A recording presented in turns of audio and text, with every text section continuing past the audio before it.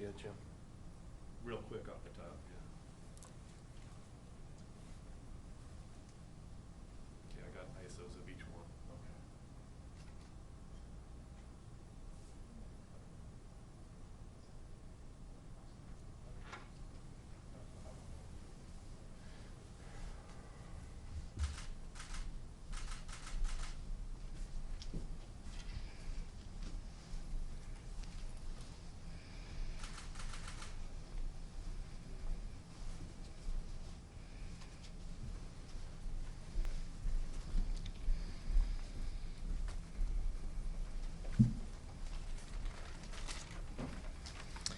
Well, good afternoon, everyone, and welcome back to our daily update. Today, we're going to start with the medical update from Dr. Ezike. Doctor? Thank you, sir. Good afternoon. Thank you, Governor. And we will jump right into the numbers. We have a lot of information to share with some special guests, so I'll keep my comments ultra brief.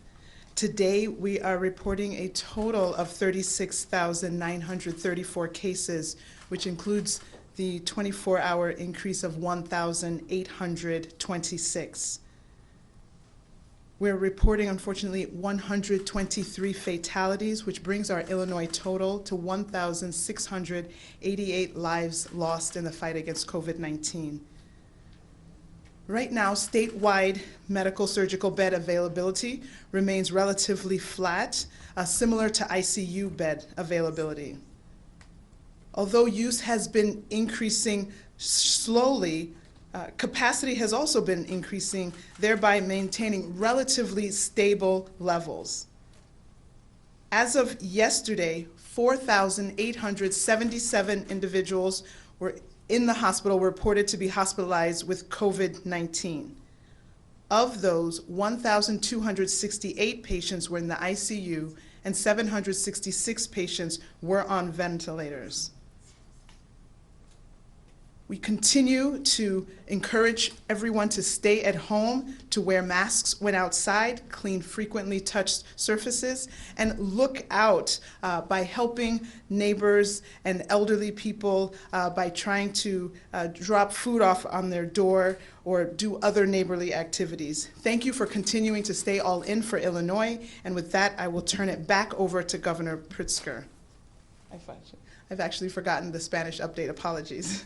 Buenos tardes. Hoy tenemos mucha información, por eso yo voy a ser muy breve, porque tiene muchos invitados especiales. Hoy IDPH reporta un total de 36,934 casos de COVID-19, un aumento de 1,826 casos desde ayer. Desafortunadamente, hay 123 muertes adicionales. Eso causa un total de 1,688 personas que han perdido la lucha contra COVID-19. Desde anoche informó que hay 4,877 personas en Illinois que estaban en el hospital con COVID-19. De ellos, 1,268 pacientes estaban en la unidad de cuidados intensivos y 766 personas estaban en ventiladores. Esos números son difíciles oír cada día y por eso debemos mantener el rumbo en que estamos. La lucha contra COVID-19 sigue. Tenemos que luchar juntos. And now I will turn it over to Governor Pritzker. Thanks, Doctor. And I'm pleased to be joined today by Nigel Goldenfeld, the director of the NASA Astrobiology Institute for Universal Biology, leader of the Biocomplexity Group at the Institute for Genomic Biology, and a professor at the University of Illinois Urbana-Champaign. Sergey Maslov, UIUC professor of bioengineering, who is also at the Institute for Genomic Biology, as well as the National Center for Supercomputing Applications. Dr. Toyin Adeyemi, an infectious disease expert with decades of experience at Cook County Health, where she directed the core hepatitis clinic and was senior director of HIV services for the health system. Brad Cole, executive director of the Illinois Municipal League, and Cameron Mock, the chief of staff to the Governor's Office of Management and Budget. Professors Goldenfeld and Maslov are here representing the entire modeling group that I convened weeks ago, the members of which have been dedicated to developing the best possible modeling and analysis for Illinois' battle with COVID-19. These are some of the best experts in the entire nation, and we are very lucky to have them advising us. To start, let me explain a bit about the role of modeling in my decision making. Since the outbreak of COVID-19, I've taken into consideration a variety of models from researchers all across the world. There are often widely different projections from those about the state of Illinois. Some of this disparity is the result of methodological differences, but much of it also is due to data access and quality. The earliest coronavirus models that we had in the United States had to rely upon data from other countries applied to our national landscape.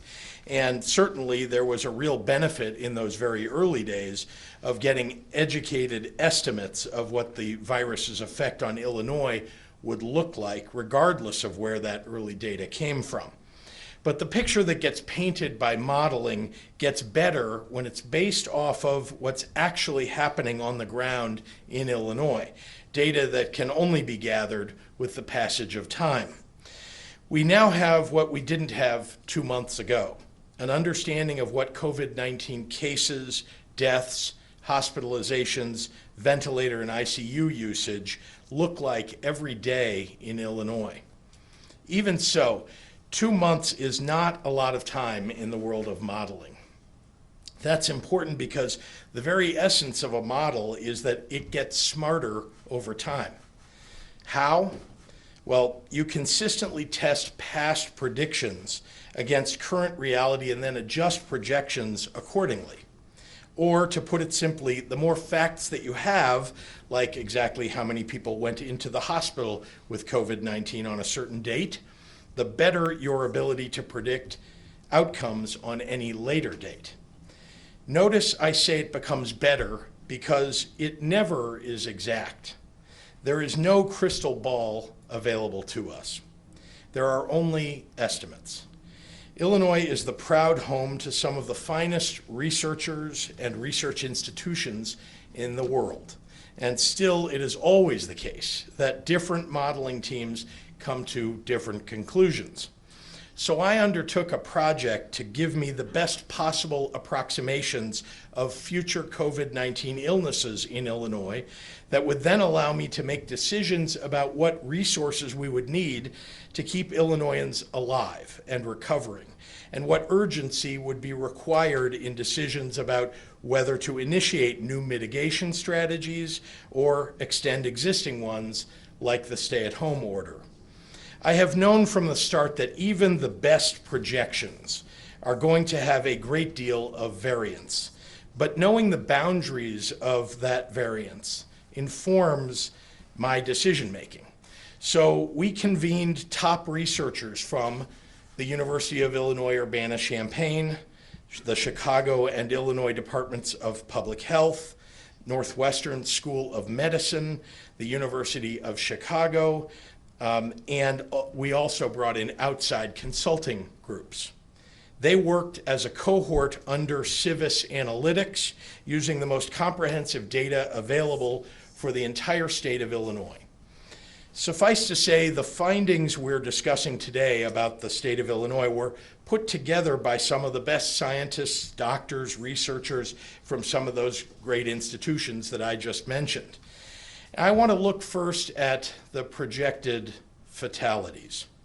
As you can see from the graphs that are next to me, Illinois is now looking at a peak or plateau of deaths per day somewhere between late April and early May. Why a range instead of an exact date?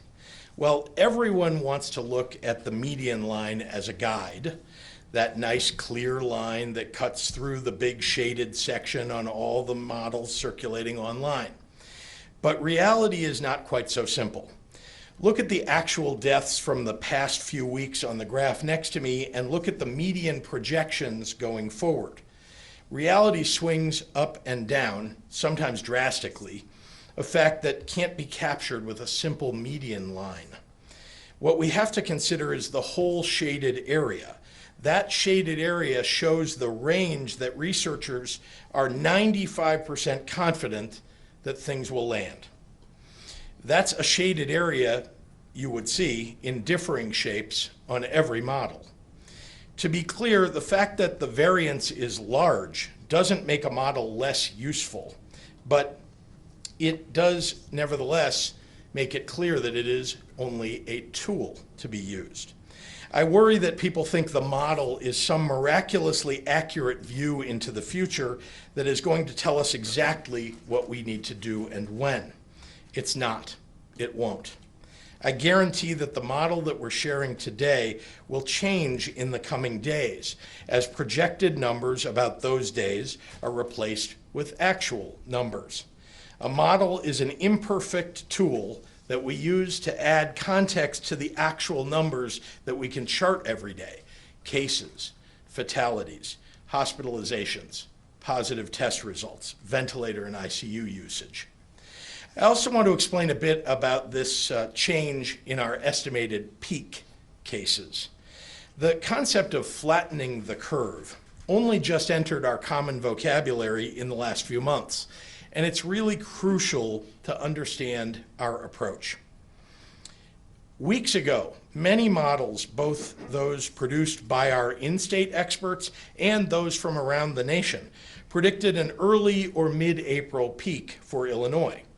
But as the weeks have progressed, those models have come to look quite different. That's not because those models were bad models. Instead, it's because their inputs got better as time went on. Real-time data came in, and importantly, Illinoisans protected each other by staying home. Human behavior is exceptionally difficult to measure and even harder to predict. So that last part about staying home has made all the difference in our progress. Also, and this is very important, the most sensible and responsible use of a model in a public health crisis like this one is to pay close attention to the worst case scenario. In other words, when building hospital beds, purchasing and acquiring PPE and ventilators, and making decisions about mitigation efforts, public officials should assume that the worst end of the model range could happen and take that into account in planning. A pushing out of our estimated peak is a natural consequence of, it's a natural consequence. Pushing out that peak is a natural consequence, and the best indicator that we are flattening the curve. That's what you're aiming to do: slow down the rate of transmission, which leads to a slower rate of increase over a longer period of time, hence a later and lower peak. Pushing the peak further down the line might not sound like good news, but I promise you, it saves lives. And make no mistake, Illinois has saved lives. By staying home and social distancing, we have kept our infection and death rates for the months of March and April thousands below the rates projected had we not implemented those mitigation strategies. The good people of this state have allowed our healthcare professionals the ability to treat patients to the best of their ability without having to make dark choices, very real choices that doctors in other countries faced about who lives and who dies. That is a historic and heroic act carried out by all of you. Your efforts to protect your families, protect your communities, protect each other have also given us another tool, and that's time. Time to build up our hospital capacity in terms of beds, ventilators, and healthcare workers. time to prepare for the kind of surge that could occur any time as a result of a virus from which no one is immune. And capacity we built. In August of 2019, back in a world that had never heard of COVID-19, Illinois had an average of about 26,000 total hospital beds available. As of today, our total bed count in existing hospitals is more than 31,000. Back in August, we had about 2,000 ventilators. That number is now more than 3,200 ventilators. And we're building our healthcare workforce too. There are now 5,000 out of state and former medical professionals who have applied for temporary licenses to join Illinois' fight against COVID-19. We've built up our hospital capacity significantly. But if we let up now, we would have nowhere near the kind of hospital capacity that we would need. The projections are clear. If we lifted the stay-at-home order tomorrow, we would see our deaths per day shoot into the thousands by the end of May, and that would last well into the summer. Our hospitals would be full, and very sick people would have nowhere to go. People who otherwise might have won their fight against COVID would die because we wouldn't be able to help them through. No amount of political pressure would ever make me allow such a scenario for our state, our beloved state of Illinois. So the numbers present us with only one choice. Next week, I intend to sign an extension of our stay-at-home order with some modifications through Saturday, May 30th. To everyone listening, we are in possibly the most difficult part of this journey. I know how badly we all want our normal lives back. Believe me, if I could make that happen right now, I would. But this is the part where we have to dig in, and we have to understand that the sacrifices that we've made as a state to avoid a worst-case scenario are working, and we need to keep going a little while longer to finish the job. On a more optimistic note, my team and I are finalizing the next step principles for safely moving toward reopening in phases. We are making progress building out testing and launching our contact tracing initiative. So that is so important to us that over time we will be able to realize the new normal, and we can be ready. We'll be sharing more on that in the days and weeks ahead. On another optimistic note, May will look somewhat different than March and April. Since implementing our original stay-at-home order, I've listened to Illinoisans across the state and elected officials of both parties and business leaders, and I've continued to consult with doctors and scientists and experts here in Illinois and across the world on how best to keep our people safe. My intention, as always, is to put your health and safety first as we make some practical adjustments based on what we've learned in the first 5 weeks of the stay-at-home order. The new and modified executive order will take effect on May 1st, and I want to lay out some of the changes that we've made for you now.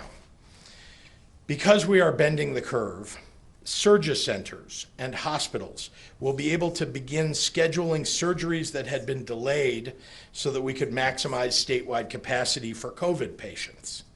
Facilities will need to meet specific criteria, including proper PPE, ensuring enough overall bed and ICU availability, and testing of elective surgery patients to ensure COVID-19 negative status. The Illinois Department of Public Health is issuing exact specifications to healthcare facilities statewide, based on the idea that we need to make sure we have surge capacity. We're allowing some elective procedures to resume for the benefit of patients and our hospital systems, but make no mistake, the first priority for our healthcare system continues to be the health and safety of all Illinois residents. That means preserving bed capacity for COVID patients no matter where they come from.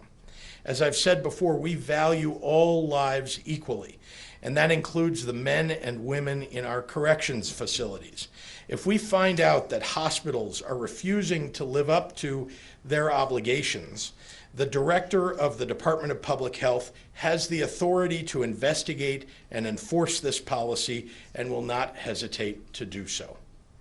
Also, starting on May 1, retail stores that are not currently on the list of essential businesses may take orders online and over the phone and offer pickup and delivery.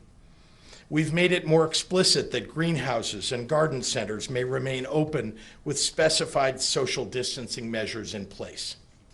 We will begin a phased reopening of some of our state parks under the guidance of the Department of Natural Resources for activities such as hiking and fishing and boating with no more than 2 people. Social distancing must be maintained in all activities. We're also strengthening some of the public health measures in the order to limit the spread of the virus as much as possible. Starting on May 1, any individual over the age of 2 and able to medically tolerate a face covering or mask will be required to wear one when in a public place where they can't maintain a 6-foot social distance. Face coverings work, and we need all Illinoisans to do their part here. For our essential businesses, including manufacturers, we're issuing new requirements on social distancing and new caps on occupancy. Again, all of these things won't take effect until May 1, a week from tomorrow. And they are only minor modifications, what we can do safely, while keeping our stay-at-home restrictions in place as we manage through this next phase. I know that even with these changes, this stay-at-home order leaves many restrictions in place.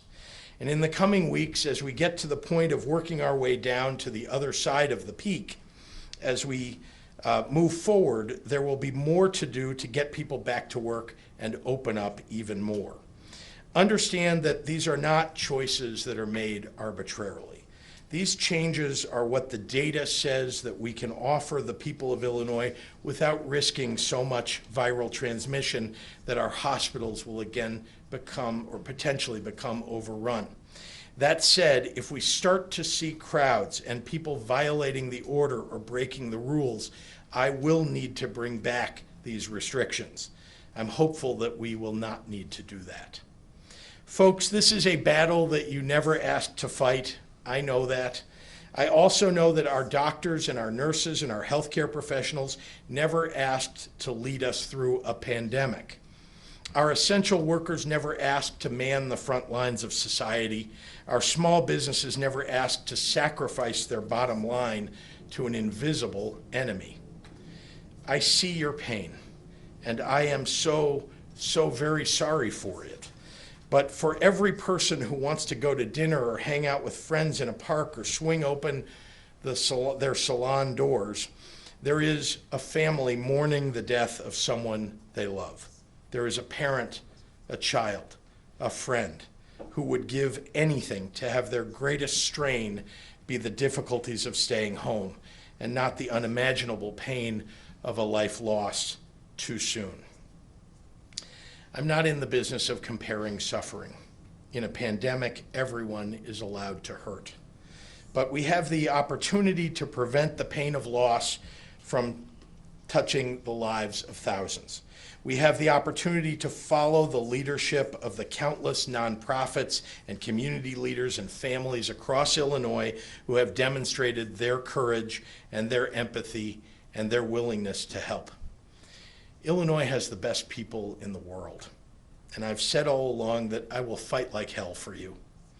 I'm asking you to hold on for just a little while longer to help make sure that we all see through to the other side of this struggle. One day I pray that this virus will be a memory, but the strength that we found together will be something that we carry with us forever. Thank you, and now I'd like to turn it over first to Professor Nigel Goldenfeld and then to Professor Sergey Maslov to discuss the work of our modeling group. Professor.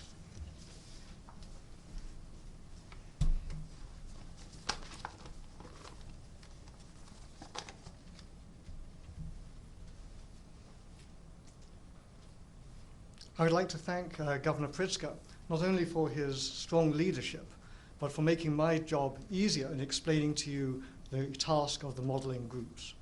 So let me tell you a little bit about modeling, but in my own language. Modeling an epidemic is rather like modeling the trajectory of a rocket when you don't know where it started from, in what direction it was pointing, and how much fuel is on board the rocket. And you can't even see the rocket. Modeling an epidemic is not rocket science. It's harder. Once the epidemic is sufficiently far along that respiratory cases appear in hospitals, its origins are untraceable. In the case of COVID-19, many people get infected, but only show weak symptoms, or sometimes none at all, ever. Yet they still transmit the disease. The number of people in the population of, e.g., Chicago, Cook County, or the state of Illinois is like the rocket's fuel. Each person transmits the disease to many others, and so the liftoff of the epidemic grows far faster than a rocket gathering speed. If this were not hard enough, consider that there was and still is a shortage of testing kits. So we could not even see the disease properly and still can only guess at how many individuals have been infected and remain infectious today. But it's even worse than this.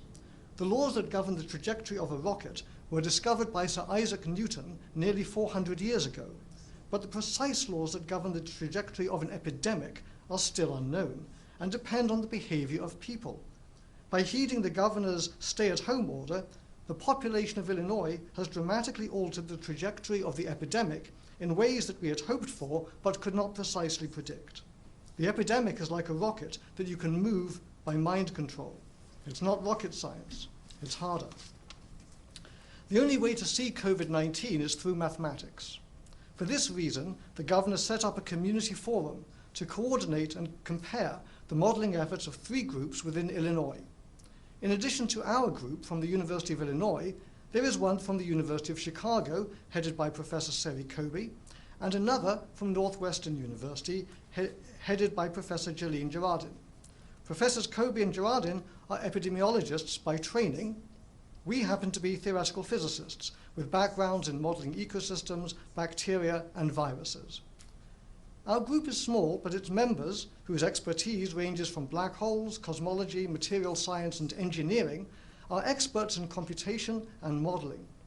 The modeling challenges posed by COVID-19 are extreme, requiring simulating many thousands of scenarios, calibrating models to data, and many hours of discussion about the results and their possible errors. We are comparing our results in a double-blind way. We can't do peer review because there's not enough time. So what we hope to achieve is consensus on the main trends and take-home messages, not exact agreement about numbers. We are assisted in this community forum by Civis Analytics, who have helped us to get the required data, to compare the different team modeling efforts, and coordinate the presentation of results to public health officials and the governor's office. The novelty of COVID-19 means that there are many basic things about the virus we do not know, and so we can only make educated guesses as to how to include them in the modeling. The first unknown is so-called seasonal forcing. Everyone knows that influenza tends to be more of a problem in the winter than in the summer. The reasons for this are not agreed upon by epidemiologists, but everyone agrees that this seasonal effect occurs. We do not know if COVID-19 will fade out during the summer. Other coronaviruses do have a seasonal effect, and so we have assumed that COVID-19 will do so also. This means that our models, the Illinois models, University of Illinois models, predict that as we get into the summer months, COVID-19 will tend to be weaker and may even fade away completely. If we are wrong about this, then our predictions will be too optimistic. In models run by us and also by the University of Chicago, we have seen that removing the seasonal forcing effect will indeed make the predictions more pessimistic. And you can see that here on these 2 graphs, one showing the University of Illinois calculations with seasonal forcing, one showing the University of Chicago calculations without. more pessimistic as a result of that. However, if we are right about the seasonal forcing, there is still a downside, because it means that after the summer, the virus will start to become more effective and the COVID-19 epidemic will restart. The second unknown is that there can be people who get infected but never show symptoms. These asymptomatic individuals can potentially cause a problem because it would mean that there are more infectious people in the population than the models predict. This means that our scenarios for the relaxation and mitigation might underestimate the second wave that would be expected to start then. The presence of asymptomatic individuals could also help the scenarios because we could conceivably get more quickly to the point where the epidemic dies out naturally, so-called herd immunity. Some recent studies seem to point to a larger asymptomatic population than is revealed by the number of reported cases. However, don't be fooled. They still, even if true, they still lead to a prevalence of individuals who were ever infected of about 3%, which is far smaller than what is needed to get to the state of herd immunity. And that is why it is very important that you wear a mask, that we all wear masks, whenever you are not at home. The third unknown is that we do not actually know if one is immune after one has been infected. If this is not the case, then our models will be underestimating the progression of the epidemic. You might wonder why the state of Illinois needs such a vigorous modeling effort. Aren't there huge modeling efforts being undertaken elsewhere by larger groups with more funding and staff? The answer is yes. There are such efforts, but we do not feel that such efforts are as sound scientifically as what we're trying to do here by having a consensus of different models. And we can better focus on the needs of the people of Illinois, for example, by providing predictions and advice for the regions of the state beyond the Chicago metropolitan area, and for the hospitals as well. So now let me turn over the podium to my colleague Sergei Maslov, who will now describe what we have learned in detail from these models. Thank you.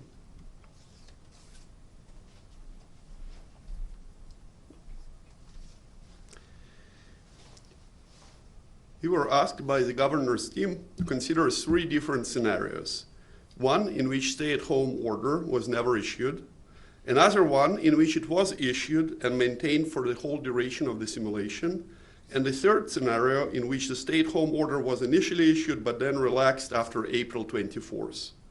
This sort of what-if exercise is impossible with curve-fitting models because they cannot account for events that did not actually happen.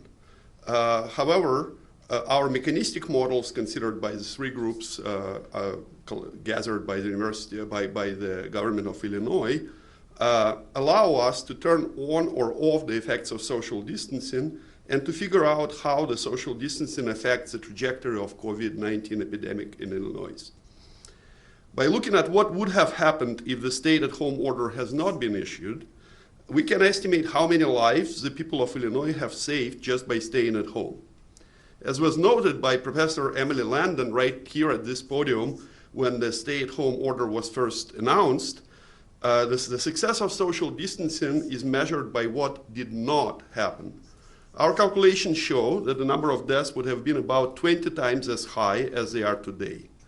That means that we would have seen as much as 30,000 deaths or more by this time in the epidemic if the social distancing measures had not been practiced by population of our state.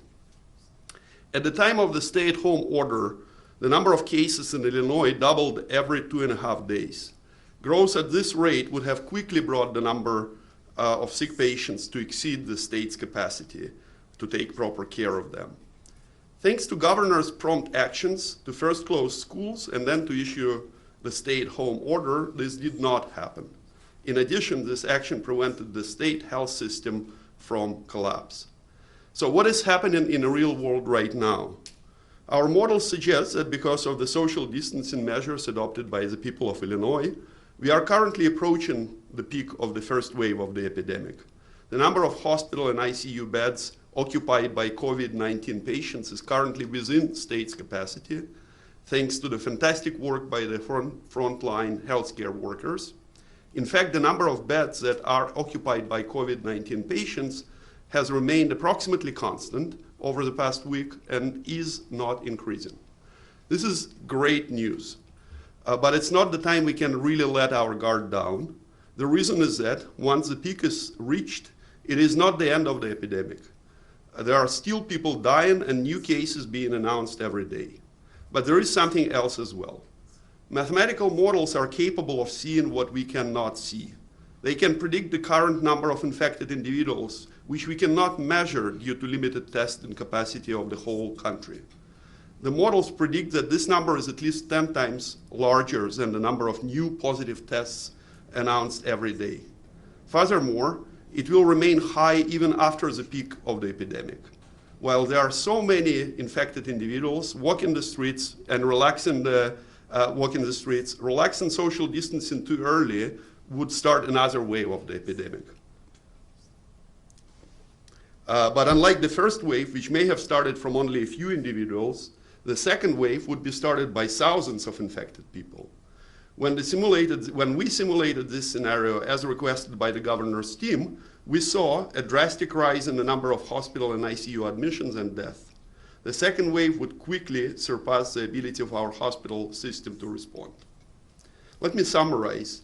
In short, our models show that the prompt action by the governor and by all of our population in Illinois prevented the healthcare disaster in Illinois. Our health system is coping now, but all these hard-won gains will be erased in a second wave of the epidemic. The second wave is certain to start if social distancing measures would be reduced prematurely. With this, let me turn the podium to Dr. Toyin Felusi, an infectious disease specialist from Rush University Medical Center.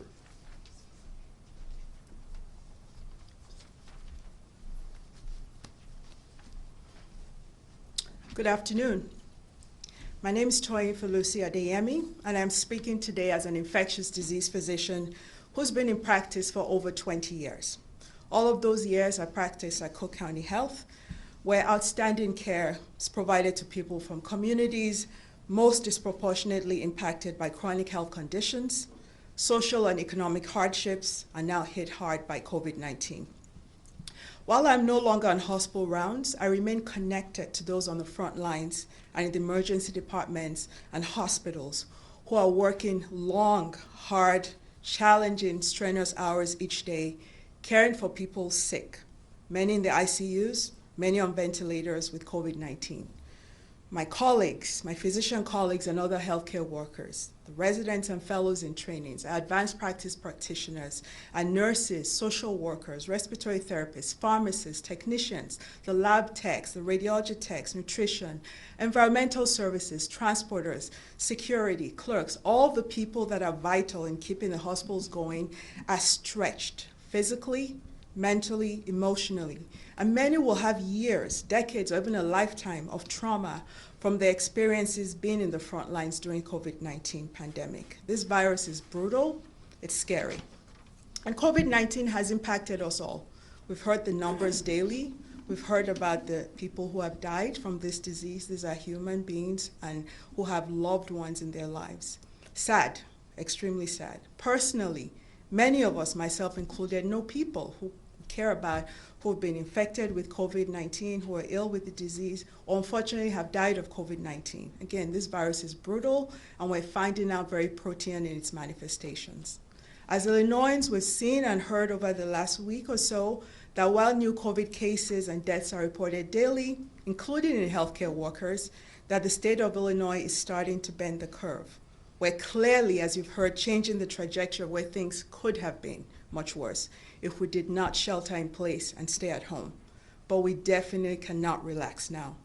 Bending the curve, that has been stated, is thanks to all of you who have sheltered in place, socially and physically distanced, masked while you were outside, washing your hands obsessively, and staying the course during this difficult, frustrating, challenging time, but staying the course as it has been. As an infectious disease doctor who's done work in HIV and hepatitis and sexual health for 2 decades, I understand the power of prevention. As our clinicians and researchers continue to work on best management practices, conduct clinical trials of existing and new medications, as the NIH defines strategies for research priorities, as we work on new testing methodologies, including rapid diagnostics, as we look at critical vaccine development, while all of these things are critical and important, we need to continue to do our part to slow down new COVID-19 infections by staying home. Sheltering in place and staying home is our thank you to all essential workers who are out there keeping things going. Sheltering in place is our thank you, we appreciate you, to all the healthcare workers who leave their homes and show up in the hospitals every single day to care for those who are sick enough to be in the hospital. Stopping these very effective community mitigation strategies, these non-pharmaceutical interventions that seem trivial, if we set those back, things like hand washing, disinfecting shared surfaces, wearing your mask when you're outside, staying at home, if we discontinue those effective strategies prematurely, there will be a major setback, and that will cost us lives. That will overwhelm the health system, both directly and indirectly, and it will impact deaths not just from COVID, but from non-COVID deaths later on through delays in access for other people with chronic medical conditions, and will lead to an implosion of our existing health systems. There is only so much the healthcare workers can do with a second wave. So we know from the state that we still need to continue to increase our testing numbers. We need to increase our access, especially to communities that are especially hard hit. We need to effectively and efficiently trace contacts and isolate properly. We need to make sure that we have all the PPEs that we need in order to get to where we can begin to systematically and strategically reopen parts of our economy. We're not there yet. The science and the data tell us that.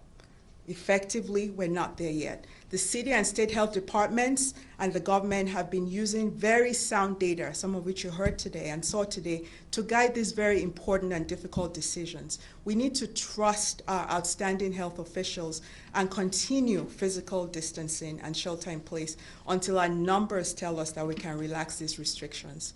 We've come too far, achieved too much to undo our progress, and we know that timing is everything. As you've heard, it may not be perfect, but we want it to be as close as perfect as possible. We've seen nationally the impact of time. We've seen the impact of delays in testing, delays in access, delays in getting enough PPEs, delays in closing down cities on COVID-19. The same way we will see the consequences of too premature opening on the impact of COVID-19. So again, the timing has to be right.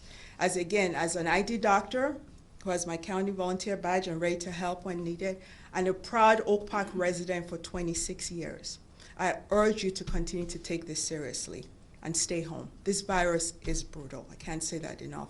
On behalf of my colleagues and other healthcare workers at Cook County Health and other hospitals across the state, I implore you to show your appreciation for their dedication by staying home. Continuing these strategies that have worked, wearing your mask when you're in public, staying home, physical distancing. Prevention is powerful, and by staying home, you have and will continue to directly and indirectly save lives of people you care about, people you may not know, the vulnerable in our society, our essential workers, members of the healthcare workforce, and other fellow Illinoisans. So with that, I conclude by saying, please stay safe, stay healthy, stay home. And with that, I would like to introduce Brad Cole from the Illinois Municipal League, IML.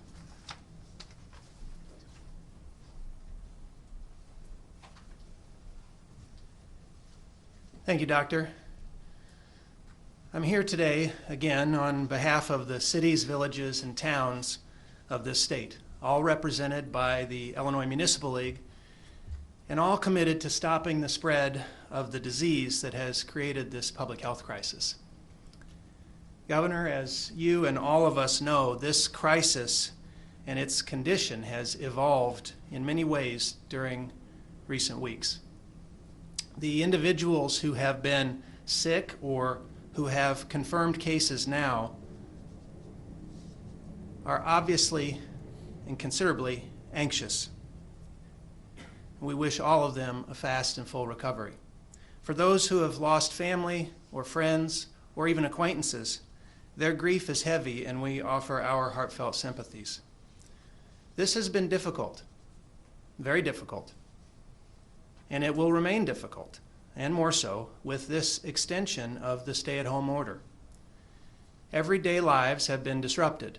Schools are no longer in session, businesses have closed, and many may not reopen. Jobs have been lost, and our long-term economy is in danger. The very fabric of our society is being tested in ways that we haven't seen since the last World War, and maybe even before that. But lives have also been saved. All of this is happening in the communities that make this a great state, communities of all sizes and all kinds. The mayors and local officials of those communities are pressed hard by their constituents for answers about what's going on and what's going to happen. Like everyone, however, we don't have all of those answers. In fact, we have just as many questions as anyone else. Municipal officials, law enforcement agencies, public safety personnel have been caught in the middle of disputes and disagreements. Those disagreements have included determining what an essential business is and what is not. And they've included protecting people's rights to protest peacefully against the actions of their government. This has been difficult. Municipal operations have continued when and where possible. We have worked to keep neighborhoods safe, businesses secure, and basic services functioning as residents expect and require. We have asked for compliance when enforcing the parameters of the executive orders, and people have been understanding. But this too has been difficult. I say all of this because sometimes we need to state the obvious. But in recognizing how obviously difficult things have been for every person and every community, we also have to state how obviously difficult things could be if we don't get this virus under control.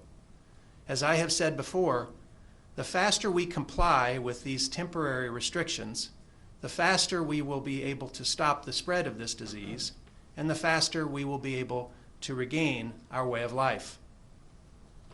This is a diverse state in many ways. The communities within it are even more diverse. This crisis has affected those communities differently, as impacted by the illness, some by geography, some by demographics, some severely and some not at all. But it has affected them equally in its economic and social impact, and that has not been pleasant. All of that considered, we stand together to resolve this crisis and to emerge from it better and stronger and more unified than before. Local officials understand their duty and responsibility to support the greater good, to uniformly enforce the restrictions that are or will be in place. That too will be difficult for those less impacted by the illness and for those who disagree with these decisions as a matter of public policy. But we are bound by our obligation to the residents of our communities, and we will see this through successfully for the benefit of our state and nation. Our commitment to provide for the health, safety, and welfare of our residents will not be diminished or challenged. We stand with you in fulfilling that pledge, Governor.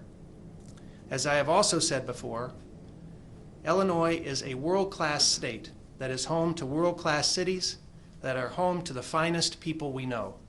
That is something this situation cannot and will not change. Thank you, and Governor, we'll return it to you for questions. Thank you. Thank you. Happy to take any questions from Hi, the Governor. members. Patrick Gello with WGN Patrick. TV. Good to see you, your colleagues, and your guests today. Thank you.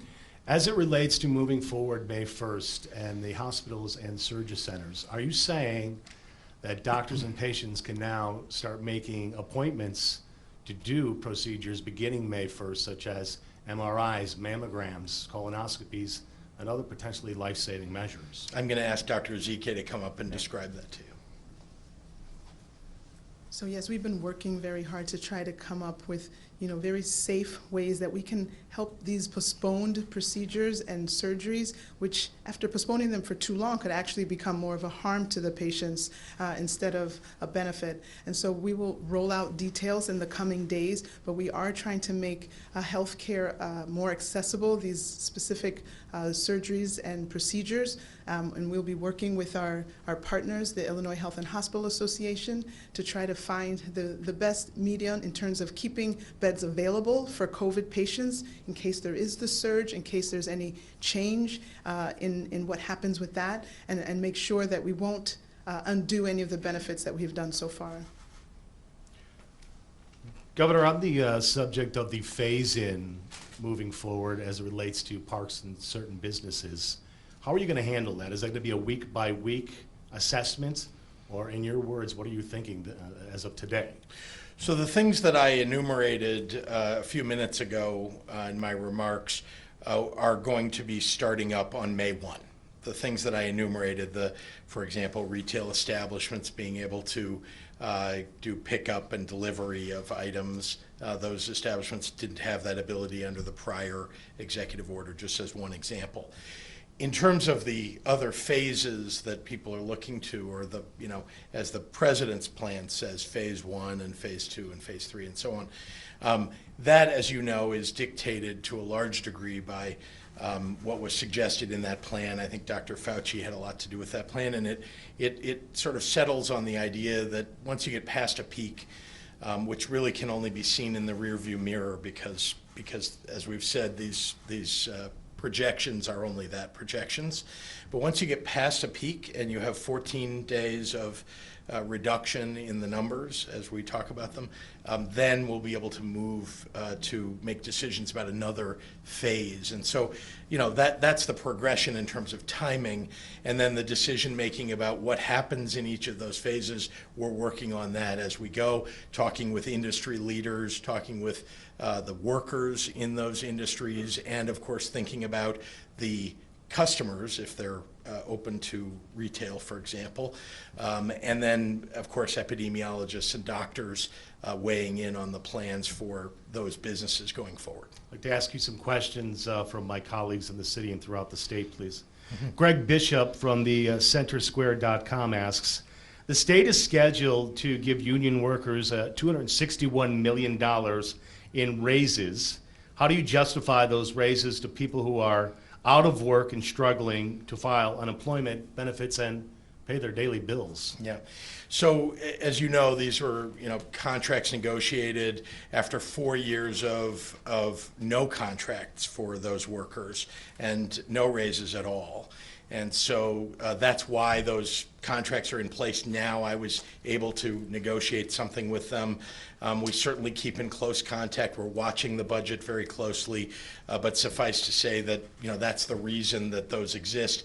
They're on a if you look at the 4 years of no raises and the the negotiated raises that were in those contracts, they're very reasonable for the taxpayers. And I think we're looking at all the constraints of the budget going forward, and we'll continue to make changes to the budget, because that's something that the February budget that was proposed is no longer a budget that we can ever follow. So that $261 million could be readjusted? It's a contract that was signed with those workers. So that's not something that we're currently having discussions about. But my point is that as we look at the entire budget, and I said this before, that we're making sure that we're going to be able to meet our obligations, hopefully with support from the federal government. Thank you. Marianne Ahern from NBC5 asks on behalf of a viewer, in the middle of June, they are hosting a wedding ceremony, a reception at a Bolingbrook Country Club. Would you consider easing the number of people who can gather at group settings beginning June 1st, and then would that apply to graduations as well? Well, again, we're looking at everything for the next phase. That would be during a next phase. This executive order runs through May 30, so we'll certainly look at everything and very importantly, we'll look at the numbers and the way the curve is moving and make sure that we've got the proper bed availability in our hospitals, and that we are able to keep the infection rate down, and we'll have to watch it as we go. Very good. This next question is for Dr. Ezike. And this is asked by Vanessa Navarrete from Univision. She wants to know if you are aware of the results of a study that was put out today that found that COVID-19 has spread through air conditioning systems at a restaurant in China?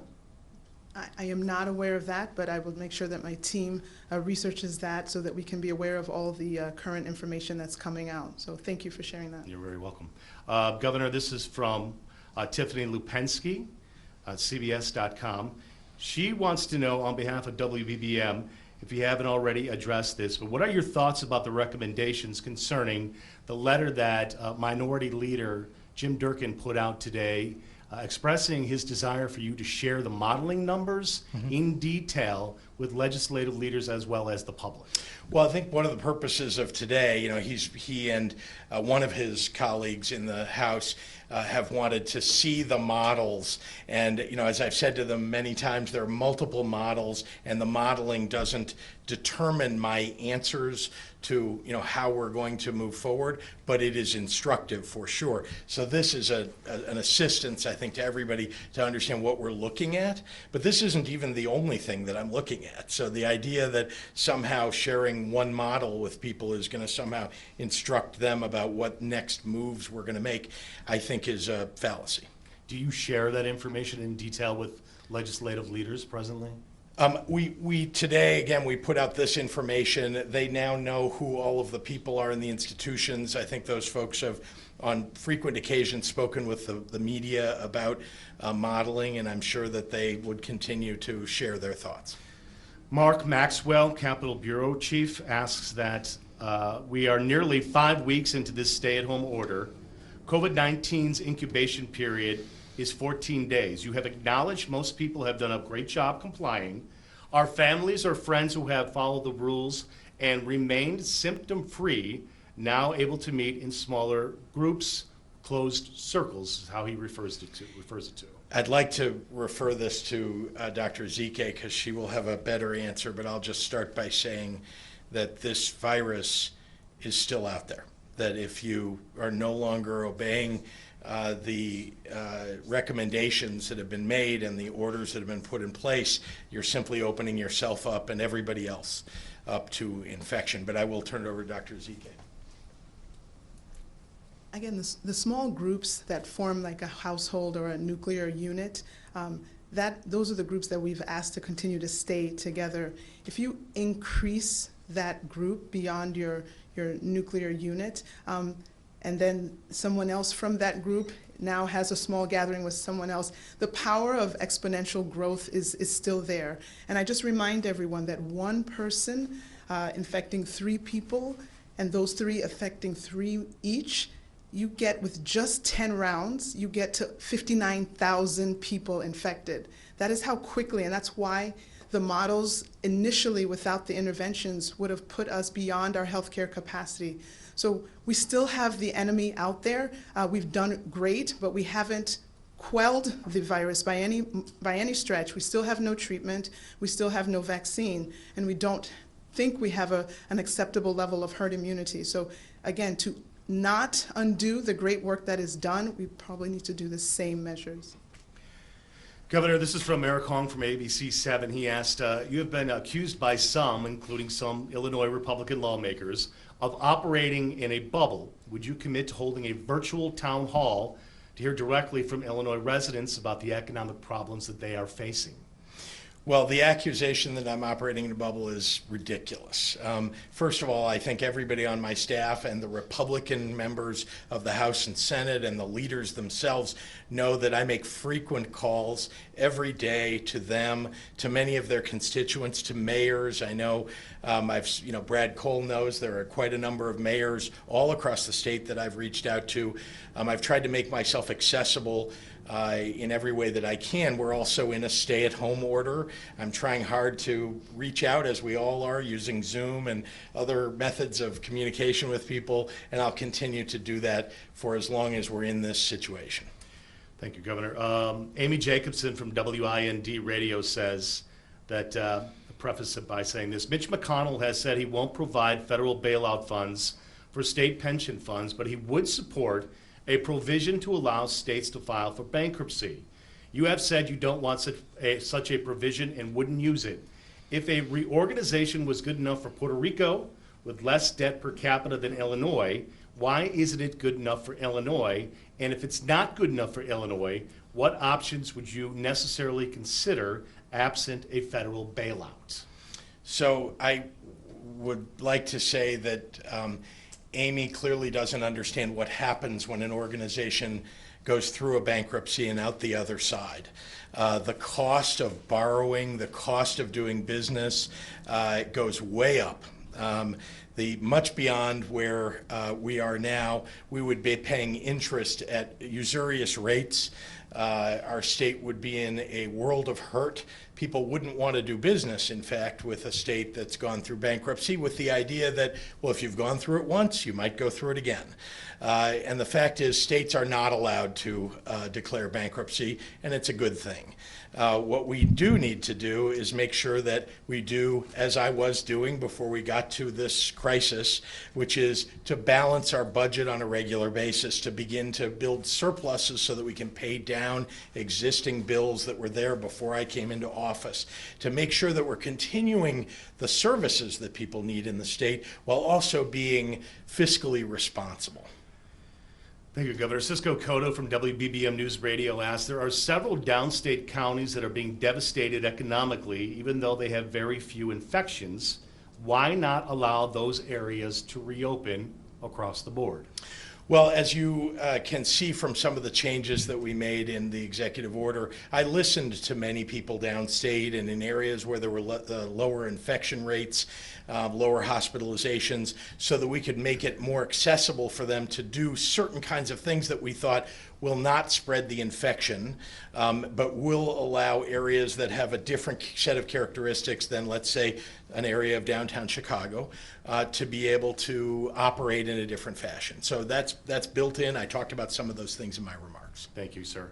One additional question. This is from Elizabeth Matthews from Fox 32. It's either for you or Dr. Ezike. She asks that a study finds that 88% of COVID-19 patients who were on ventilators in New York passed away. Do you know what the percentage is here in Illinois?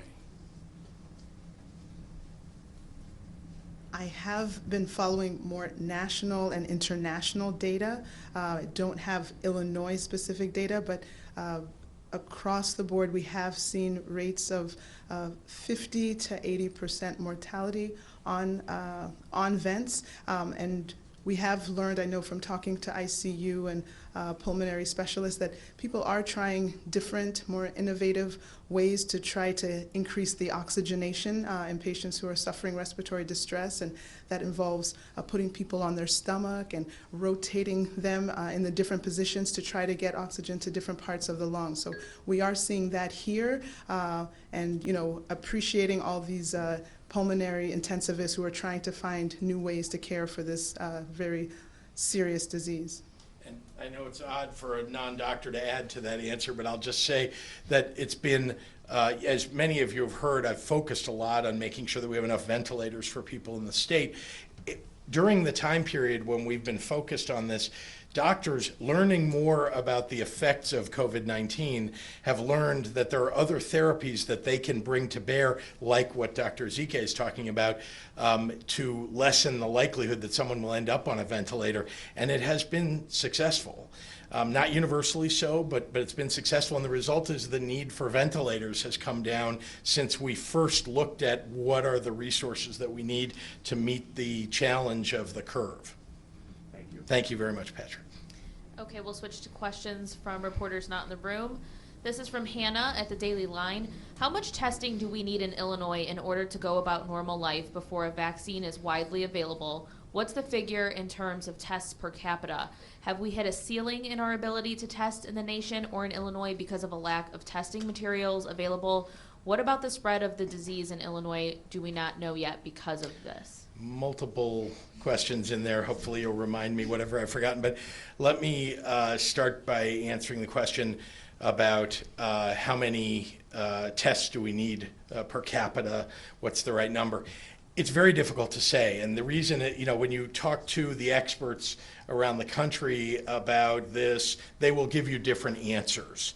And it is certainly different in different industries. Obviously, what you'd like to do in certain industries, like the nursing home industry, is you would like to be able to test every person every day on a rapid test basis. So that's, add all of that up, and that's some number of tests that you start with. And that's just nursing homes. We want to do that in each setting in where you've got somebody who has a comorbidity that might put them at risk. So that's why nobody's really come up with quite the exact number. What I can tell you is, as you know, I set an initial goal here for Illinois, because remember, when I set the goal, we were only in the few thousands range of testing. I set an initial goal of, let's get to 10,000. That seemed like a pretty big number, and it still is. We aren't there yet, but we're getting closer.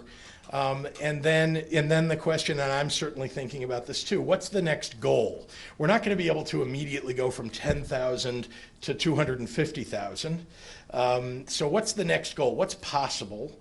And how would we use the tests if we could come up with a number that's possible in the near future, over the next, let's say, the 2 months hence? How would you use those tests, right, if you came up with that number? So that's how we're operating now, because the truth is, even if you set a goal of hundreds of thousands of tests a day, the testing materials don't exist today because the market is so strained. And so it's difficult to try to shoot for the moon. But I do think, setting real goals that are, a little bit slightly out of range that you can shoot for and work really hard to make, those are the kinds of goals I like to set. This is from Tina at the Sun-Times. Why is Cook County seeing a different range of deaths and cases than other cities with similar demographics? What factors are you seeing to suggest why the county is not recovering as quickly as other similar counties? Those were for some of our modeling I experts. think I'd like to turn it over to, maybe the Dr. modeling experts, or Dr. Zike could start, yeah. So I think, as we've said many times before, this virus is preying on people who are older. It's preying on people with underlying conditions. So there's definitely a bias towards communities or areas where there are older people or more infirmed people. It's one of the reasons that we have seen the health disparities across our ethnic groups, with the black community bearing a higher burden of this disease in terms of the mortality. Again, the disparities of health in terms of the health of communities existed before COVID was here. Again, we've talked about many of the reasons for that: socioeconomic, racism, many, loss of opportunities. But if you had that to start with, and then you place COVID on top of that, then you will have a more serious burden of the disease on those communities. This is from Jamie Monks of the Tribune. How will the face covering requirement be enforced? And with the stay-at-home order now in place for over a month outside of congregate settings, have you identified where community transmission is continuing to happen? Face coverings, the same way that everything else has been enforced. It's certainly done at the local level. We're not encouraging police officers to stop people and to arrest them or take drastic action. We are encouraging certainly everybody to encourage everybody else that they know, but including the police or other officials, to people should wear a mask, and they should be reminded if they're not wearing a mask that they're not.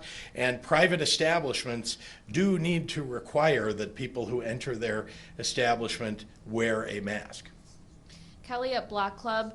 I'm sorry, there was a second half of Jamie Monks' question, if you can remind me. Where are we seeing community transmission and continuing to happen? I think I'd like to turn it over to Dr. Zike.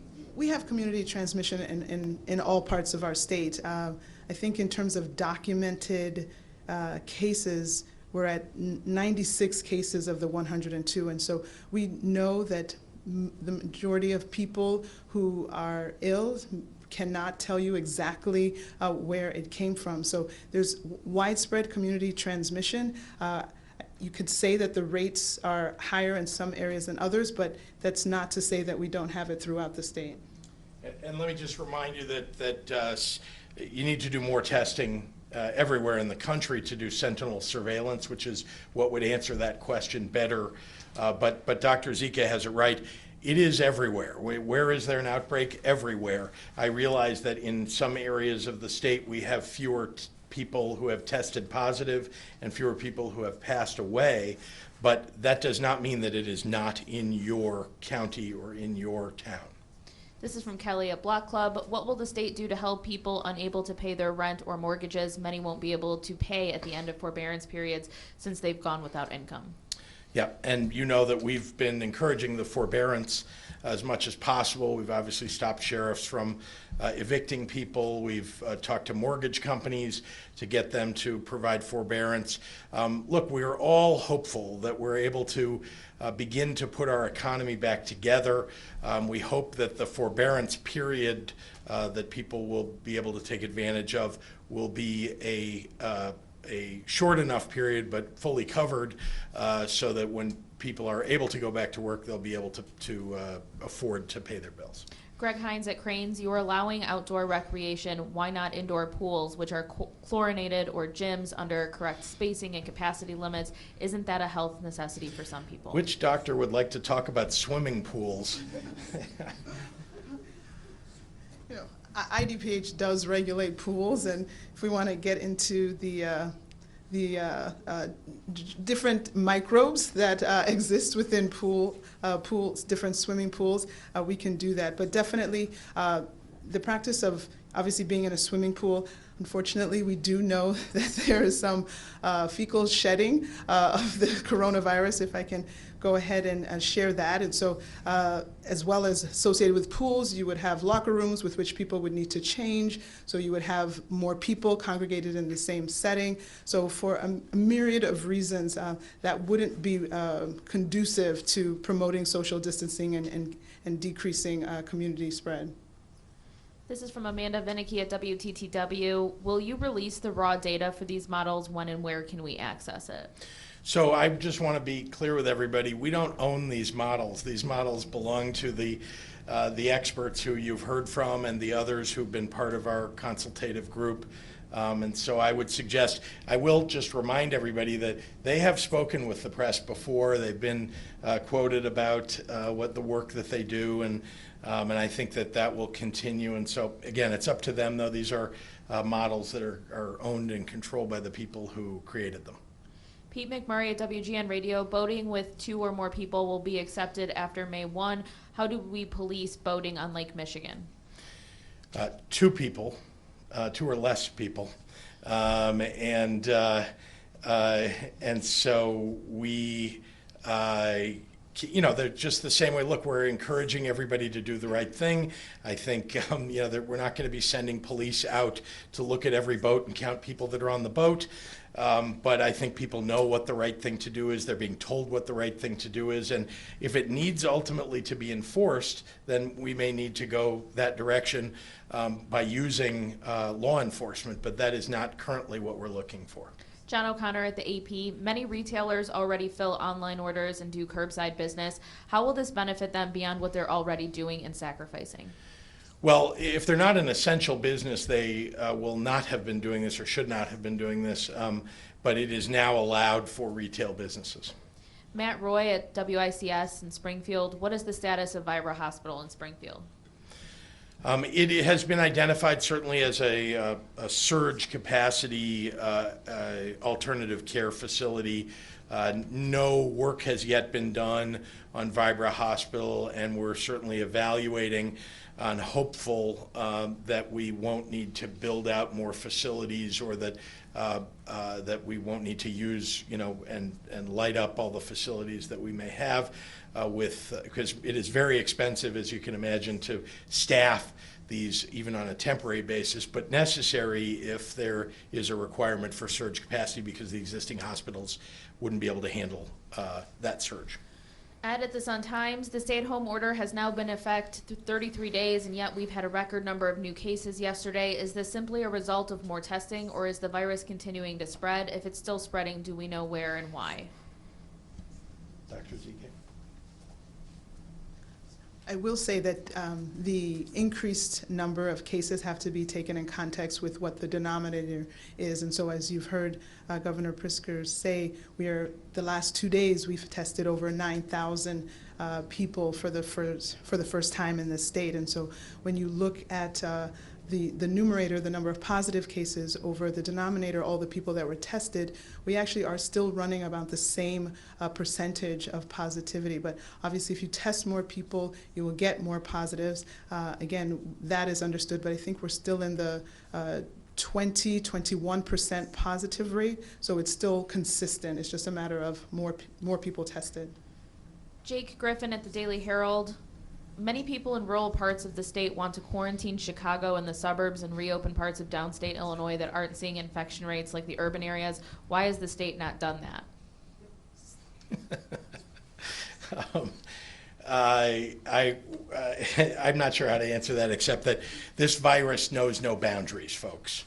No one is immune from this virus, no matter where you live. And we are trying to take into account the differences between population density in one area of the state versus another. And you're seeing that in the executive order, the modifications to the executive order that we put out today. Shruti at Bloomberg, was the extension of the stay-at-home order on May 30th taken into account when you gave your updated budget and revenue figures for fiscal year 2020 and 2021 last week? If not, given large parts of the economy will still be closed for 4 more weeks, do you expect revenue coming into the state this and next year to be even lower than the drop you projected last week? There are unknowns every single day, and so no, I didn't know, a week or 2 or 3 ago what exactly we would be doing in the month of May, nor do I know honestly what's going to happen tomorrow as a result of this virus. But what I can tell you is that we have taken into account the fact that there is a significant effect on the state of Illinois' economy and therefore on the collection of tax revenue for the state. And so, we have projected that this would be a prolonged recession, not multi-years, but a reasonably long one. And so that is factored into the numbers that we put forward. And we'll continue to evaluate that as we're working with the legislature on putting our budget together. Shia from Politico, can you explain specifically what kind of economic relief you have asked for from the federal government? Well, I have been involved in asking for relief for hospitals, for unemployment, for those who are unemployed, making sure that we provide funding for our local governments. One of the challenges of the last CARES Act was that it set a threshold at 500,000 people. So if you were in a city or a town or a county that had less than 500,000 people, you weren't benefiting at least from that provision of the CARES Act. And so that's one of the things that I've talked about. Smaller cities and towns and counties should be able to benefit too. And of course, the states are, have undergone, significant pain in their budgets. And it's not just the state of Illinois, it's every state in the United States. I was on a call with the National Governors Association members, all the governors, or at least as many as were on. I think there were 40. As well as numerous other direct calls that I've made. Everybody, Republican and Democrat. There are 24 states led by Democrats, 26 states led by Republicans. Every one of the states is having the challenges that we're having and needs help from the federal government. So I talk to federal representatives or have my team talking to federal representatives all the time, and I hope that each of the provisions that we've talked about, small businesses need more relief. There's no doubt about it. And so small businesses, hospitals, all of these things I've taken into account and I've lobbied for to our federal representatives. This will be our last question. Tiffany at Tribe. I see the number of drive-through testing sites are expanding, which is great, but how would they recommend residents who rely on CTA and don't have access to a car access these test sites since they are mostly located in surrounding suburbs? Yeah, well, people who don't have a car and take the CTA, there are many, many more sites available to them. Actually, these drive-through sites are convenient and safe for people who do happen to have a car, but FQHCs, federally qualified healthcare centers are available all across the state of Illinois. We had a press conference with the leaders of the organization that represents them, and in fact, if you go to the IDPH website, or just go to coronavirus.illinois.gov. You can find a map of where all of the testing sites are, and we're adding to them all the time now because we are increasing our testing capability in the state as we are on our own acquiring all of the supplies that are necessary and making sure that those sites have those supplies. All right, thank you, everyone. Governor, may I have one additional question, please? Thank you. Go ahead, New Patrick. York Governor Cuomo had a meeting in the White House a couple of days ago with the president and his team. Would you be open to a similar move? Well, you've been a big critic of the president and what he has done in his administration. Would you be willing to meet with him at the White House to help mend fences and get your point across directly? Of course, and I've been on the phone with the White House on frequent occasions. I've spoken with the president and the vice president all during this crisis, even when the president has been critical of me. I'm somebody who will do anything to work for the people of the state of Illinois, anything to help us get back on our feet and to get past this crisis in a way that preserves our working families and helps them. So yeah, of course, I would do any of those things. The president does not, I have been to the White House and met with the president at the White House on a couple of occasions now during the course of my governorship. And of course I would go back, and Vice President Pence, who was a governor of a neighboring state, Indiana, has been very communicative with me, and I know that he would also, have a meeting with me if I asked for one. So yeah, absolutely. Thank you all. Thank you.